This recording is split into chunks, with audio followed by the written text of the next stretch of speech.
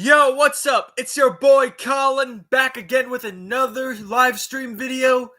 And today we are going to be going over some theories about Halloween Ends and Halloween Kills that are both getting released in the 2020s. Halloween Kills was supposed to get released on October 15th, 2021. And to be honest, here are some questions that all of you are probably asking. Like, what can we expect in Halloween Kills that John Carpenter already gave us in 1981's Halloween 2? What could we expect that was already done back then? And I know I'm going to regret asking this, but what could John Carpenter have done in Halloween Kills that Rob Zombie didn't fuck up? What mistakes did Rob Zombie make that John Carpenter went back and rewrote that he managed to fix the mistakes that he caused? Well, the truth is, we don't know what the storyline is going to be like. We don't know exactly what happens after Michael has been incinerated in the Strode residence. We don't know what happens to both Laurie and Karen after the epic battle with the Shape. But I do have a few theories as to how this movie could play out very well. As we all know, Laurie Strode and Karen Strode managed to hitch a ride in the back of an ambulance. Well, not ambulance, but in the back of a pickup truck. And you hear not fire engines, but you hear fire trucks going past them, and you can tell they're going to the Strode house where Laurie, who is in her 60s, managed to finally defeat her monster. Like she did what Frankenstein did in the books. She basically went to defeat her monster, to take him down, to vanquish the evil that has plagued her since the 70s. The evil that has plagued her family since his escape in 78. But you can tell that she had a lot of PTSD and she was freaked out. I can't blame her. Michael tried to kill her when she was 17, the same age that Judith Myers was when he killed her in 1963 when he was 6 years old. But the paramedics, the fire department are going to try to get him out of there? Didn't you not hear what Laurie was saying in that movie? Let it burn! Let it burn!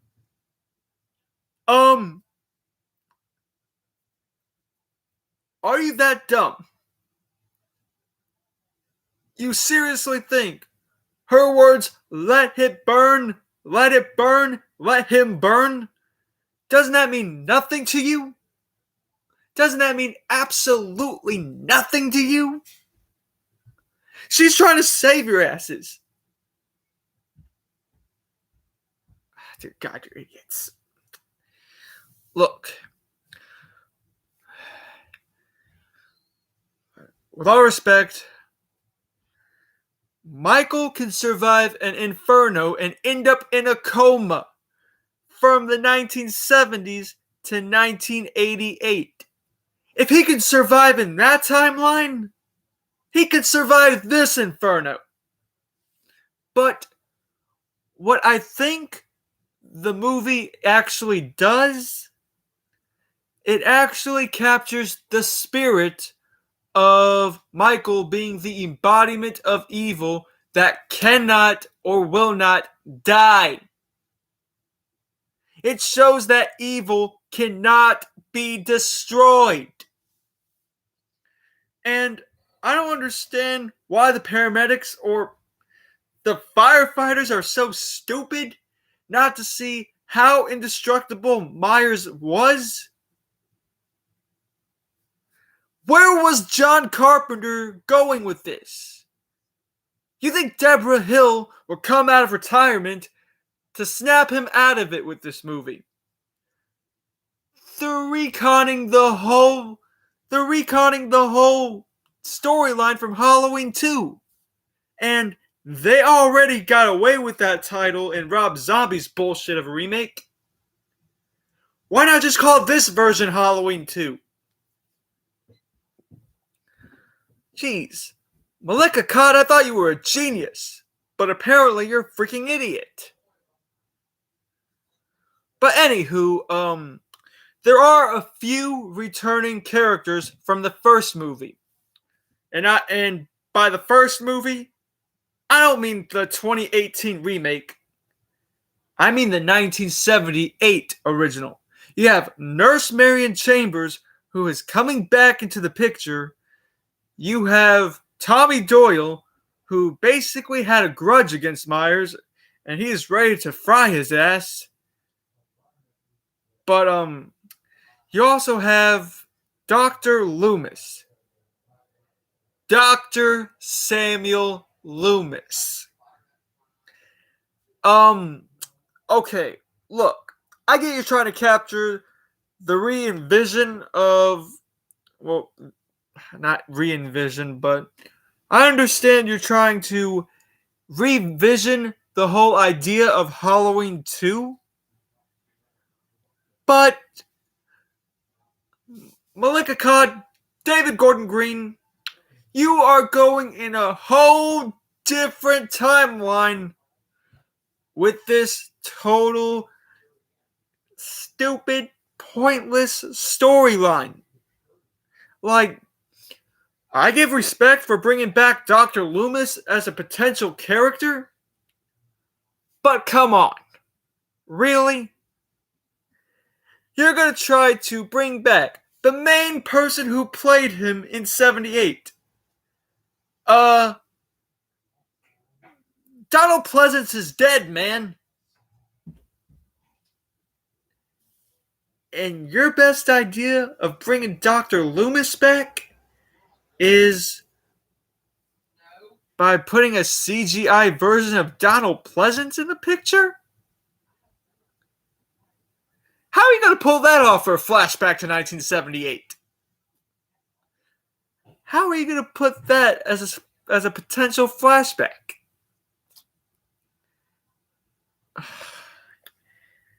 There was a flashback scene in 1998's Halloween H2O, which basically, the flashbacks weren't necessary in that one. I have to say, they were absolutely necessary in that timeline. It was a 20-year anniversary of Halloween 78. The only reason Halloween H2O was both bad and good was the good part. They actually put both different titles of each sequel, even at the events after Halloween 2. They managed to actually put Halloween H2O in the same timeline as 78, where both Laurie and Michael are related. Now, as for, I can't speak the same for 2018's edition, because in that timeline, they're not even related. So if both Michael and Laurie are not related in 2018's Halloween, what was the point in him trying to hunt her down? What was the point in going after her? It was pointless. There should have been no problem, no continuity issue with that scene. And to make matters worse, I'm sorry, Dr. Sartain, but you are the worst character in this movie. You are the worst character in this damn movie. Because, yeah, you were his psychiatrist after Dr. Loomis supposedly died.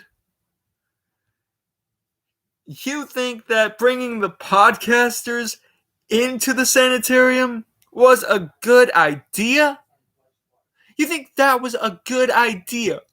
What the f is wrong with you? Seriously. You knew they were going to show him his mask. You basically signed their death certificates. You are the reincarnation of that dumbass paramedic, Dr. Hoffman, from part 4. You are the worst.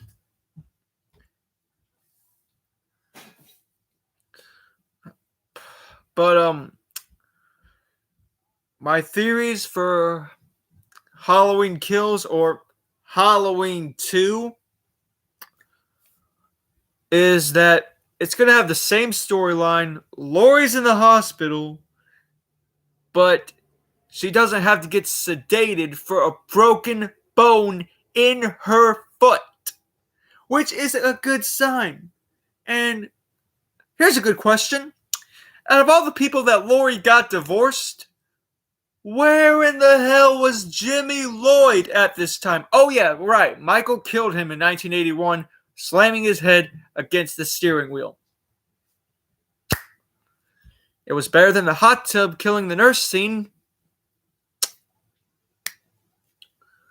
But, Laurie's in the hospital. Tommy Doyle goes to visit her. He knows about Michael after hearing about it on the news at a bar. And out of all the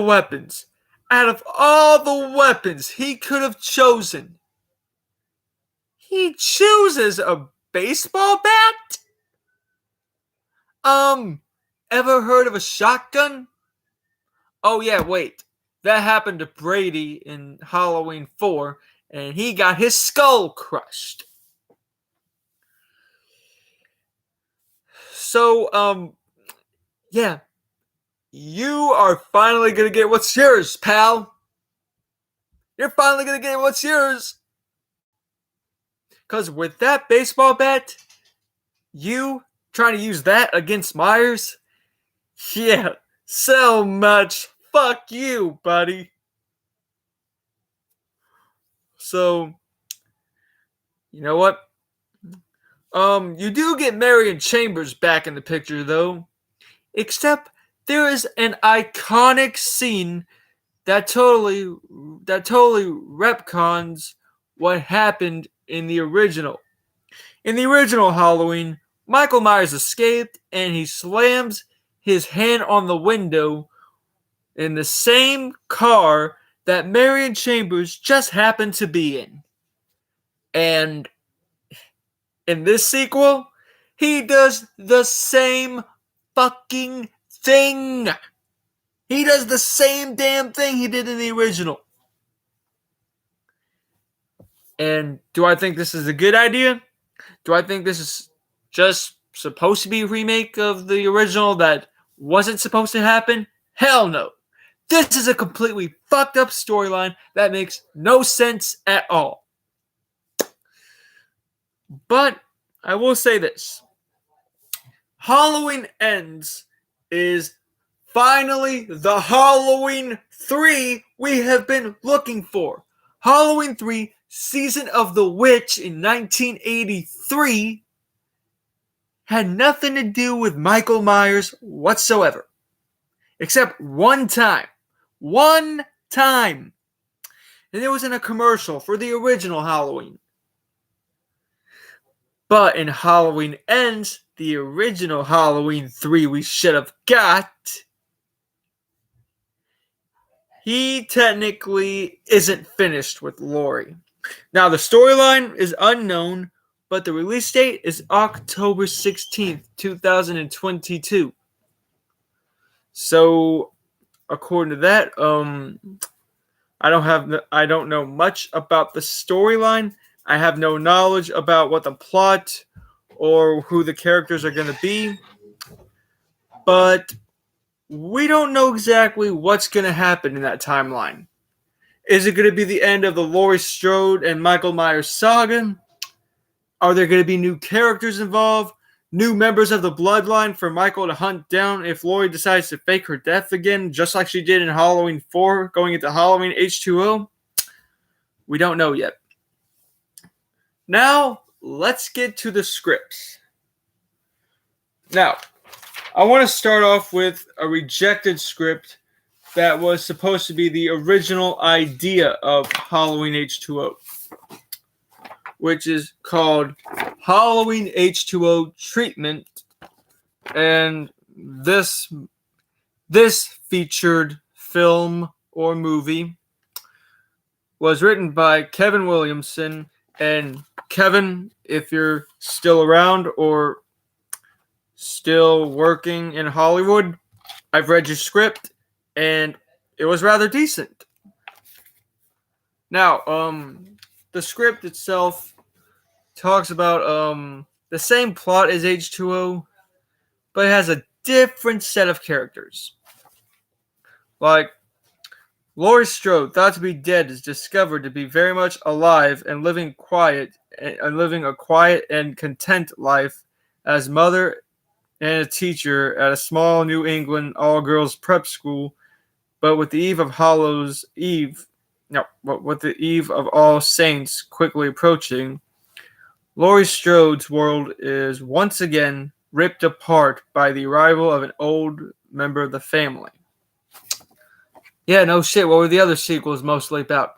Jason Voorhees? Damn. Act 1. Chicago suburbs. Night. We open on a woman coming home to find her front door ajar, broken into. Scared, she goes next door to enlist the help of a neighbor, a teenage boy. They call the cops. The woman, afraid that someone has broken into her house, is scared to go inside. While waiting for the cops, we learn the woman is Rachel Loomis, the daughter of Dr. Loomis. The teenager, Timmy, is bored and he's missing Seinfeld. Alright, that's a little vague. Like, that's kind of a vague reference to Seinfeld. No offense, but Jerry Seinfeld's an idiot. But seriously, he's an idiot. The cops are taking too long. Timmy decides to go check on the house out himself, armed with a baseball bat. Sorry, just stomach hurts. It happens. It's heartburn. So here it is. The cops are taking too long. Okay, what's with people using a baseball bat in a Halloween movie?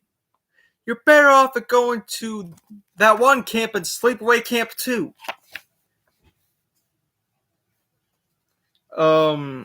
Inside the house, Timmy discovers nothing is amiss. The house is empty, and he returns outside and tells Rachel.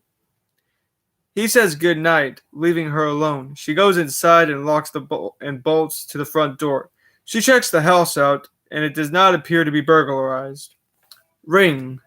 Rachel jumps on the phone, rings, and she answers. It is the police. They're still on their way. Rachel continues checking the place over. Everything seems fine, except in her office, certain files were missing.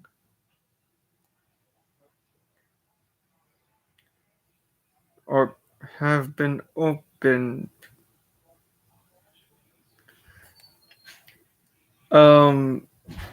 We glance them. The name Carrie Tate is glimpsed. Rachel's face goes pale as she immediately goes after the phone. Clank. A noise is heard. and she's not alone in the house.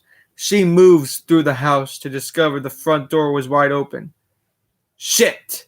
She bolts. Rachel runs out of the door, back to the neighbor's house, and she pounds on the neighbor's door. Timmy!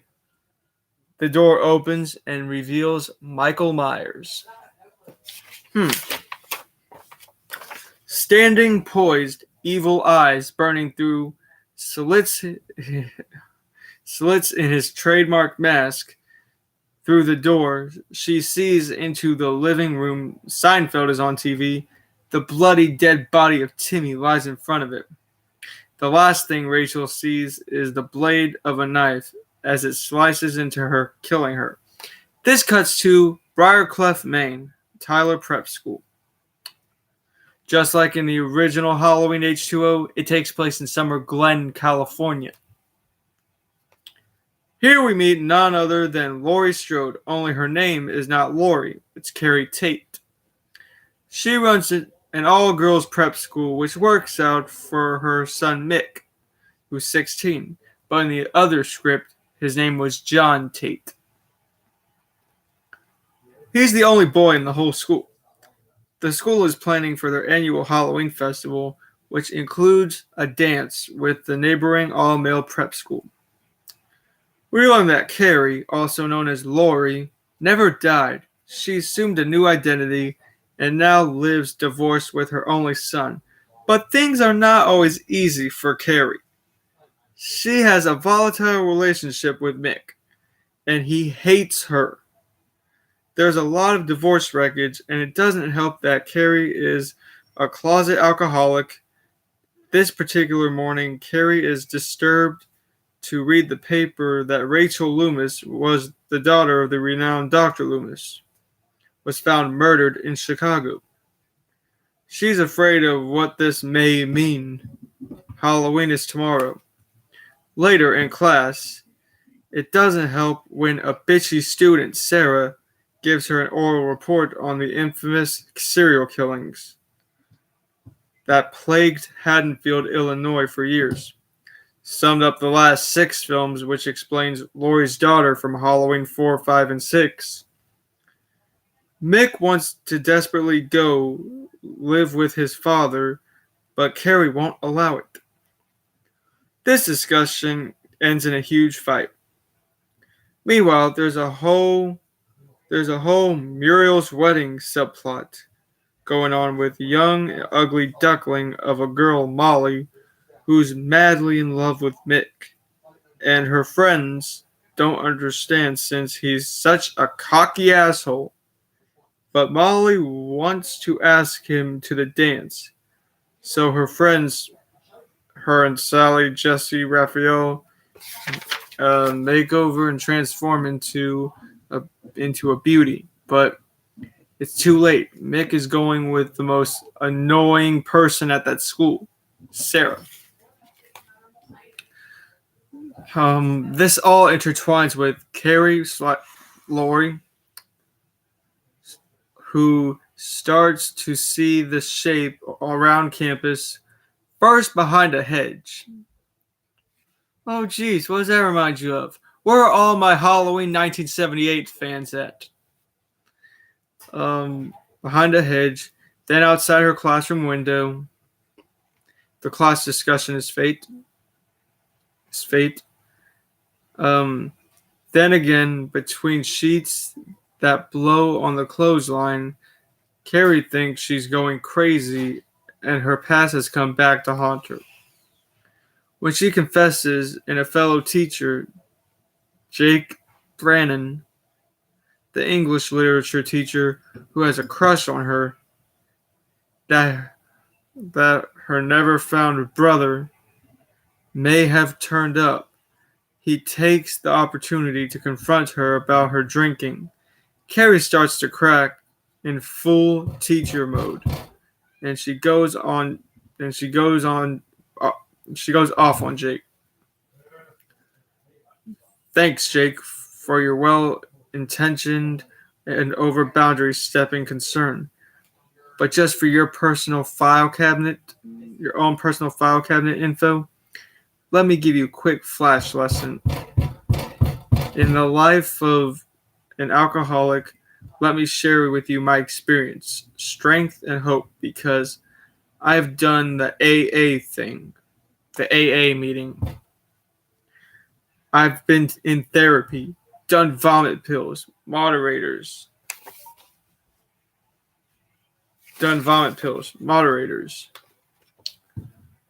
Well, the Moderators Club. You name it, I've tried every little 80s self-help tactic. I thought I said little Hades. Can't think of this one type of god of hell that was in Greek mythology as a kid.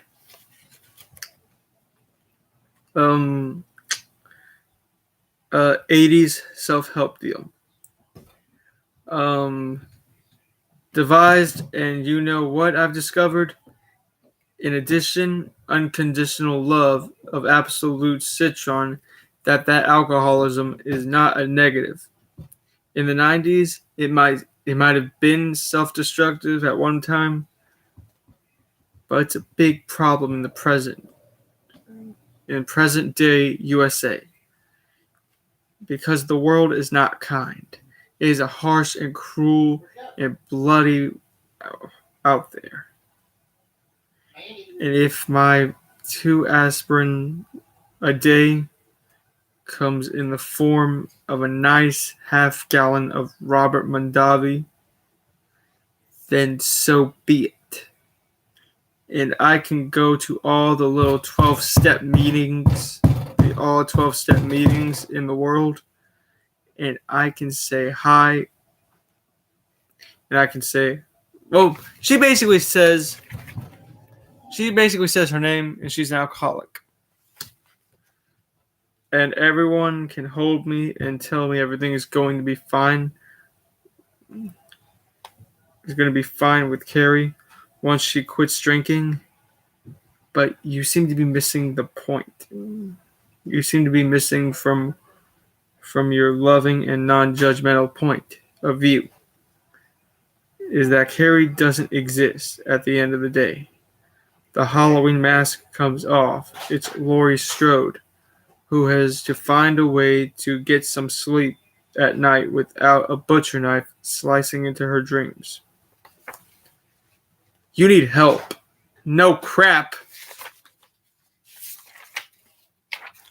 I'm sorry to upset you. I'm just trying to help. Then pour me a drink, Jake. Because you picked the wrong day for an intervention. Carrie assures Jake that she's an intelligent, informed, and functional drunk, and that he need not worry. The Shape, however, keeps appearing. Carrie plays the woman who cried wolf until Molly is attacked by the Shape in the girls' locker room. Never seen that happen in a Halloween movie. Excuse me.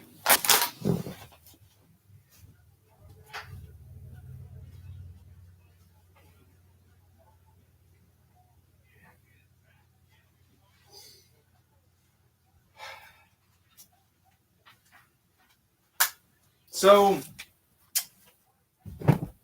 to be honest, well, I've read this whole script cover to cover.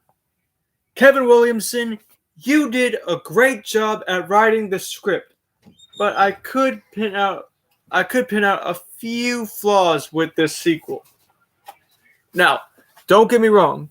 You had a brilliant storyline idea in 1997 and 1996. But your mistake was it was 7 pages long, when the average movie script is 123 or just 93 pages long. This looks like an episode of Young and the Freaking Restless. Now, there is a movie I would love to discuss that I wrote. Now, growing up, I watched Halloween. I watched the Halloween movies since I was 9. The first Halloween movie I ever saw was Halloween 5, The Revenge of Michael Myers, that was released in 1989. But I wasn't born at that time. Therefore, when I said I was 9 years old when I first saw the movie, I actually saw it in 2009. So, after seeing Halloween 6 in 2011, when I was 11, when it was back on Netflix at the time, I decided to take it upon myself to write the script that picks up 30 years after that one. And it was originally supposed to be called Halloween the Revenge. No, not the Revenge. That's already taken. It was supposed to be called Halloween the Return of the Thorn. But that was too cheesy of a title. So, we got this. Halloween H3O. The Shape Returns. Now, I will be holding auditions for this movie in August, going into mid to late September. So, one of the main things that's going to happen is the movie is set to premiere right here on YouTube on Halloween night. So, got the script right here, and I have the list of the characters that are going to be in the movie. Now, yes, I was aware that Halloween 6, The Curse of Michael Myers, was released into theaters on September 6th, 1995. I'm pretty sure it was September 26th. I do my research. So, here are the characters. You have Michael Myers, the main antagonist of the whole Halloween franchise. Dr. Loomis, Jamie Lloyd, Stephen Lloyd, Sheriff Brackett, Nurse Marion Chambers, Deborah Myers, who's in ghost form, Lieutenant Hawkins, young Michael in ghost form, and you got Tommy Doyle. Now, if you're thinking about auditioning for the role of Michael Myers, too late. My best friend is actually going to play the role. Me and him have been friends. Me and him have been friends since we were in high school. So, just for saying that, I'm giving a shout out to my best friend, Theodore Rez. So, Theodore Rez, I gave you a shout out, buddy. Now, we're still looking for people to play the role of Jamie, Michael's niece, Stephen Lloyd, Michael's nephew / son. If you want to know why it's called his great nephew / son, watch the producer's cut of Halloween 6. It's really fucked up. Sheriff Brackett from the original movie. We need someone to play that. Nurse Marion Chambers. We need someone to play Deborah Myers and young Michael. We need somebody to play Judith Myers and Tommy Doyle. Even Dr. Loomis. And this is the script for it. And just like almost every short film, it actually has, I think, 12 pages, 14 pages maybe? Take a look. 17 pages total. It's 17 pages total, but 16 all above. So, how do I sum up what that movie is about? Alright, so in Halloween H3O, the shape returns.